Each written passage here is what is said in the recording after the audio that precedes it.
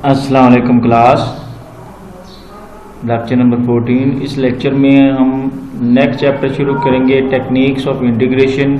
उसमें पहली टेक्निक जो है इंटीग्रेशन बाय पार्ट्स, वो हम सीखेंगे इसका। और इंटीग्रेशन बाय पार्ट्स का जो फार्मूला है वो हम जैसे यूज़ करेंगे और कुछ प्रैक्टिस जो है वो क्वेश्चन करेंगे। तो ये जो है वो इंटीग्रेशन बाय पार्ट्स का फार्मूला है। तो क्वेश्चन, इस फार्मूले को यूज़ करने के लिए हम क्वेश्चन करते हैं, find the integration of x cos x dx। तो अब ये इंटीग्रेशन बाय पार्ट्स जो है वो मोस्टली वहाँ पे लगती है जब दो फंक्शन जो है वो इंटीग्रल में हो। जैसे कि आप यहाँ पे देख सकते हैं, एक फंक्शन जो है वो x है और एक फंक्शन जो है वो cos x है। तो जब इस तरह के क्वेश्चन आते हैं तो वहाँ पे हम इंटीग्रेशन बाय पार्ट्स जो है वो यूज़ करते हैं। तो हम इसका सलूशन निकालने के लिए हम जो है वो फार्मूले को यूज़ करेंगे, उसको इक्वेशन नंबर 1 कह लेंगे। अब लेट कर लेंगे, जब आप इसको और इसको कंपेयर करेंगे तो u इज इक्वल टू किसके रख लेंगे, x के, और dv इज इक्वल टू रख लेंगे cos x और dx के। मतलब इसमें जो पहला जिसको मैंने अंडरलाइन किया है इसको u रख लेंगे, जबकि दूसरा cos x dx है, इस पूरे को मैं dv के इक्वल रख लूँगा। तो इसमें जो पहला लेट किया है हमने function u is equal to x, इसको मैं डिफरेंशिएट करूंगा, और जो दूसरा फंक्शन जो मैंने लिया है dv is equal to cos x, इसको मैं दोनों तरफ जो है वो इंटीग्रेट करूंगा तो मेरे पास ये आ जाएगी। इसको मैं इक्वेशन नंबर 2 कह लूँगा। जब 2 को मैं 1 में पुट करूँगा, मीन टू से यहाँ पे मैं u dv u v और du इन सब की वैल्यू जो है मैं इक्वेशन नंबर 2 से 1 में पुट करूंगा, तो मेरे पास जो है वो इक्वेशन नंबर जो है वो 2 जो है वो कुछ इस तरह बन जाएगी। तो ये आ गया जस्ट वैल्यू पुट करने के बाद। अब साइन की जो इंटीग्रेशन है वो हमें पता है, वो इंटीग्रेशन जो है वो माइनस cos x है, और इंटीग्रेशन की हमने ये इंडेफिनेट इंटीग्रल है, तो यहाँ पे c1 जो है वो कांस्टेंट ऑफ इंटीग्रेशन आ जाएगा, और ब्रैकेट खोलेंगे माइनस इंटू माइनस प्लस हो जाएगा। तो ये है उसकी इंटीग्रेशन जो हमारे गिवन फंक्शन की। तो अब एक और एग्जांपल करते हैं।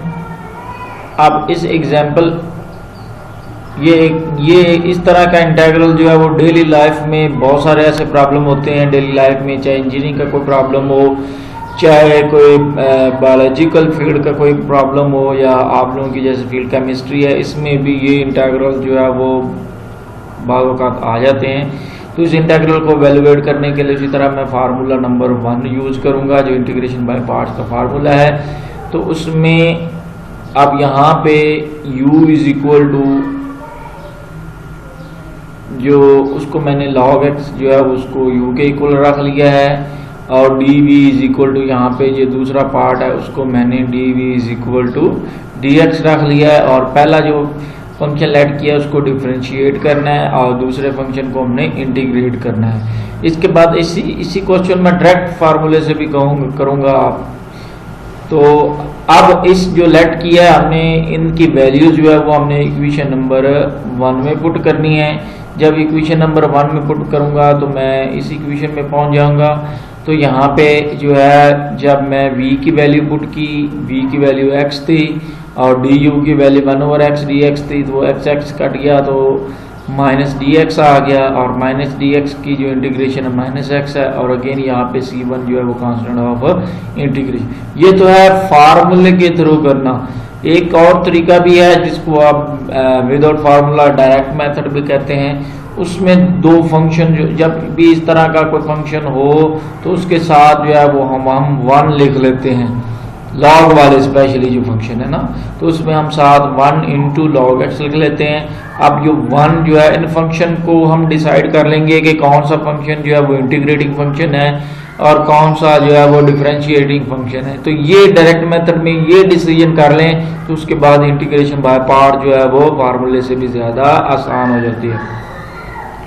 अब डिफरेंशिएटिंग फंक्शन हमने उसको रखना है कि उसका डेरिवेटिव लेते जाएं, तो वो टर्म जो है वो जैसे जैसे इंटीग्रेशन बाय पार्ट प्रोसीड हो तो वो टर्म जो है वो ख़त्म होनी चाहिए। जैसे log x है, इसको मैंने डिफरेंशिएटिंग फंक्शन रखा है, और जो 1 साथ मैंने अपनी तरफ से मल्टीप्लाई किया था उसको मैंने इंटीग्रेटिंग फंक्शन रखा है। log x को मैंने डिफरेंशिएटिंग फंक्शन रखा है कि एक दफ़ा इसको डिफरेंशिएट करूंगा तो ये 1/x आ जाएगा, और यहाँ पे 1 की इंटीग्रेशन x होगी तो ये उससे कट जाएगा, तो इंटीग्रेशन जो है वो ज़्यादा प्रोसीड नहीं करेगी, सॉल्यूशन जो है वो जल्दी हासिल हो जाएगा। तो सबसे पहले इंटीग्रेटिंग और डिफरेंशिएटिंग फंक्शन डिसाइड करना अल्टरनेटिव मेथड डायरेक्ट मेथड में ये ज़रूरी है। तो ये हमने जब डिसाइड कर लिया तो जो इंटीग्रेटिंग फंक्शन होगा उसको जब इंटीग्रेट करेंगे तो हमारे पास 1 हमने रखा है, तो 1 की इंटीग्रेशन जो विद रिस्पेक्ट टू x जो है वो x होगी, और जो डिफरेंशिएटिंग फंक्शन है ये उसी तरह साथ आ जाएगा माइनस फार्मूले का, जिसको हमने इंटीग्रेट किया उसको उसी तरह रख दिया, और ये जो सेकंड पार्ट था जिसको हमने डिफरेंशिएट करना है इसको मैंने डिफरेंशिएट किया, 1/x dx आ गया, ये x से कट गया, तो x log x minus integral of dx, तो इसको आप सॉल्व करेंगे तो आपके पास ये आ गया, यानी कि इसकी कंप्यूटेशनल कास्ट जो है उससे कम है। तो इस डायरेक्ट मेथड को अगली एग्जांपल में मैं ज़्यादा डिटेल से समझाऊंगा। हम अगली एग्जांपल की तरफ मूव करते हैं। अगली एग्जांपल में हमने इस इंटीग्रल को एवेलुएट करना है। पहले मैं फार्मूले की मदद से करूँगा, ये फार्मूला है, तो इसमें आप देख सकते हैं यहाँ पे भी 2 फंक्शंस हैं, तो उसमें एक फंक्शन को मैंने u के इक्वल रख लिया, जबकि दूसरे फंक्शन को मैंने dv के इक्वल रख लिया। अब जिस फंक्शन को मैंने u के इक्वल रखा है इसको दोनों तरफ आप डिफरेंशिएट करेंगे, और जिस फंक्शन को मैंने dv रखा है इसको दोनों तरफ आप इंटीग्रेट करेंगे, तो इसके नतीजे में आपके पास इक्वेशन नंबर 2 आ जाएगी।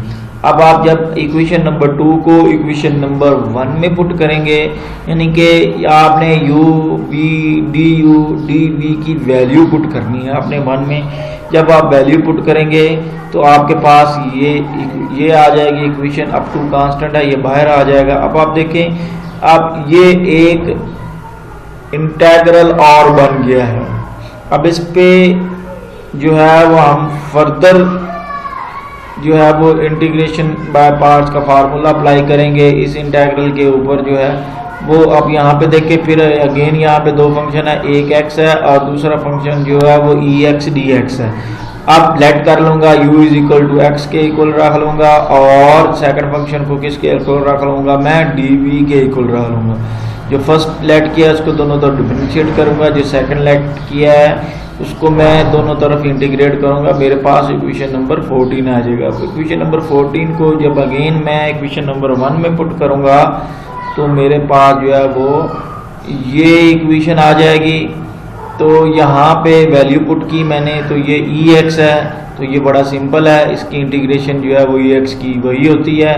तो यहाँ पे c1 जो है वो कांस्टेंट ऑफ इंटीग्रेशन है। अब मैंने सिर्फ इतने इंटीग्रल को दोबारा सॉल्व किया सेपरेट यहाँ पे, तो जब मैं इसकी वैल्यू जो है वो 5 से 3 में पुट करूँगा तो मेरे पास जो है वो ये आ जाएगा -2, यानी कि ये इंटीग्रल की हमने वैल्यू पुट की है, 2 मल्टीप्लाई करेंगे -2 c1 आ जाएगा। अब -2 c1 जो है वो अगेन एक कांस्टेंट ही है, तो उसको मैं किसके लेकर रख लूँगा, c2 रख लूँगा, क्योंकि अभी हमें कांस्टेंट की वैल्यू जो है वो हमने प्लस ही रखनी है। अब माइनस जो है वो तब आएगी जब हमारे पास कोई कंडीशन होगी, तो इसलिए इसको मैंने c2 के इक्वल रख लिया। अब डायरेक्ट मेथड की तरफ बढ़ते हैं। तो डायरेक्ट मेथड जो है वो भी बहुत आसान है। तो इसमें हमने डिसाइड करना है, जैसे कि मैंने कहा कि चूँकि यहाँ पे 2 फंक्शंस होते हैं, इसमें एक फंक्शन को हमने इंटीग्रेटिंग रखना है और एक को हमने डिफरेंशिएटिंग फंक्शन रखना है। तो मैं क्या करता हूँ, एक्स स्क्वायर को डिफरेंशिएट रखता हूँ, डिफरेंशिएटिंग फंक्शन रखता हूँ, और एक्स को इंटीग्रेटिंग फंक्शन रखता हूँ। तो अब एक्स स्क्वायर जो है वो डिफरेंशिएटिंग फंक्शन है, क्यों, इसको मैं एक दफ़ा डेरिवेटिव लूँगा ये 2x हो जाएगा, यानी कि x आ जाएगा, फिर डेरिवेटिव लूँगा वो x यानी कि ख़त्म हो जाएगा। तो इस तरह अगर मैं ex को डेरिवेटिव फंक्शन के तौर पर रखूँ तो वो डेरिवेटिव लेते जाएंगे, तो ex चलता जाएगा, कोई फायदा नहीं होगा। तो इसलिए मैंने इसको इंटीग्रेटिंग और इसको डिफरेंशिएटिंग फंक्शन रखा। तो अब अगेन जिसको मैंने इंटीग्रेटिंग फंक्शन रखा है उसकी मैंने इंटीग्रेशन की है, तो इंटीग्रेशन ऑफ ex dx जो है ये इंटीग्रेशन जो है ये इक्वल आ जाएगी ex के, और डिफरेंशिएटिंग फंक्शन को आपने उसी तरह साथ रखना है, माइनस फार्मूले का आ गया। अब इंटीग्रेटिंग फंक्शन को उसी तरह चलाएंगे और जो डेरिवेटिव फंक्शन था उसको डिफरेंशिएट करेंगे। जब आप डिफरेंशिएट करेंगे तो उसके बाद जो है वो ये आ जाएगा, जो 2x आया था 2x हमने बाहर ले आए। अब इसी तरह -2, अब चूंकि अगेन ये हमारे पास इंटीग्रेशन बाय पार्ट्स होनी है, डायरेक्ट मेथड से करेंगे तो हम यहाँ पे स्क्वायर ब्रैकेट यूज करेंगे। अगेन यहाँ पे हमने x को डिफरेंशिएटिंग फंक्शन रखना है जबकि ex को इंटीग्रेटिंग फंक्शन रखना है। तो ex dx की जब मैं इंटीग्रेशन लूँगा तो वो ex आ जाएगी, x उसी तरह साथ लिख देंगे, माइनस इंटेग्रल ex उसी तरह लिखेंगे और जो डिफरेंशिएटिव फंक्शन है उसका डेरिवेटिव ले लेंगे। तो उसी तरह स्टेप बाय स्टेप चलते जाएंगे। अभी ब्रैकेट हमने नहीं खोलनी, ये उसी तरह ही आ जाएगा क्योंकि हम सिंप्लीफिकेशन कर रहे हैं और डी बाई डी एक्स का डेरिवेटिव 1 होता है, वो सिंप्लीफाई होकर ये आ गया और इसकी इंटीग्रेशन जो है वो ये होगी और साथ कांस्टेंट ऑफ इंटीग्रेशन आ जाएगा। तब 2 से मल्टीप्लाई करेंगे, ब्रैकेट खोल लेंगे तो वो -2c आएगा। अगेन यहाँ पे जैसे ऊपर मैंने कहा था इसको मैं C2 कह, ये डायरेक्ट मेथड है। तो आप जोन सा मर्जी करना चाहें मेथड वो कर लें। अब एक और एग्जांपल है यहाँ पे, अब ये ऐसी एग्जांपल है जिसमें आप इंटीग्रेट करते जाते हैं तो फंक्शन जो है वो रिपीट होते जाते हैं। मतलब ये इस इंटीग्रेशन में कोई भी ऐसा फंक्शन नहीं है जिसको आप डिफरेंशिएट करें तो वो जो है वो ख़त्म हो जाएगा ना इंटीग्रेशन बाय पार्ट्स के रूल में।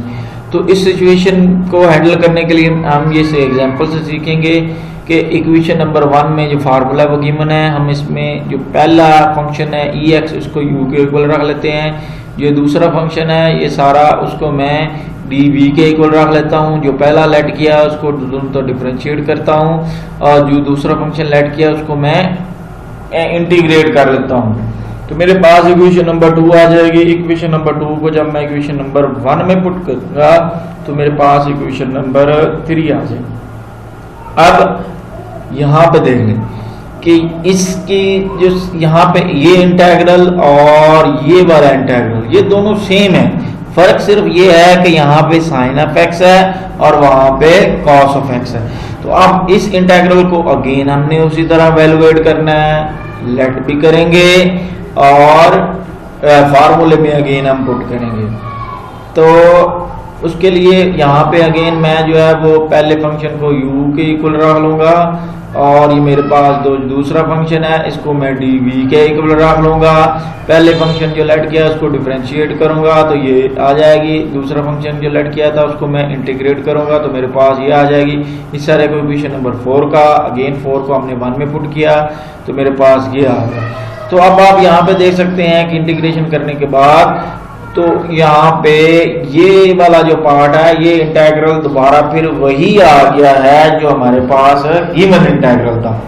तो अब आगे देखते हैं, जब मैं 5 को 3 में पुट करूंगा तो मेरे पास इक्वेशन नंबर 6 आ जाएगी। तो इक्वेशन नंबर 6 में देख सकते हैं कि ये इंटेग्रल वही है जो हमारे पास जिसको इंटेग्रल को हमने सॉल्व करना था। तो अब मैं क्या करूंगा, दो काम करूंगा। एक तो इस इंटेग्रल को दोनों तरफ मैं जो अननोन इंटेग्रल है इसको दोनों तरफ ऐड करूंगा और दोनों तरफ जब ऐड करूंगा तो ये कैंसिल हो जाएगा और साथ में कांस्टेंट ऑफ इंटीग्रेशन जो है वो राइट साइड पे मैं ऐड करूंगा। तो जब दोनों तरफ मैं ऐड करूंगा तो ये टर्म तो जो दोनों तरफ ऐड होके ये 2 हो जाएगी और जबकि ये टर्म दोनों कट जाएंगी और कांस्टेंट ऑफ इंटीग्रेशन आ जाएगा और 2 इधर मल्टीप्लाई हो रहा है इधर आके डिवाइड हो जाएगा। डिवीजन के बाद अब आप C1/2 आ जाएगी क्योंकि कांस्टेंट को नंबर से डिवाइड करें तो एक नया कांस्टेंट आता है उसको मैं C2 कह देता हूं। तो ये इंटीग्रल। अब आपने इस क्वेश्चन को भी डायरेक्ट मेथड से आप सॉल्व कर सकते हैं। आप डायरेक्ट मेथड से सॉल्व करने के लिए जो है इसको डिफरेंशिएटिंग फंक्शन रख लें और इसको आप इंटीग्रेटिंग फंक्शन रख लें तो उससे भी आप कर सकते हैं। ये था आज का।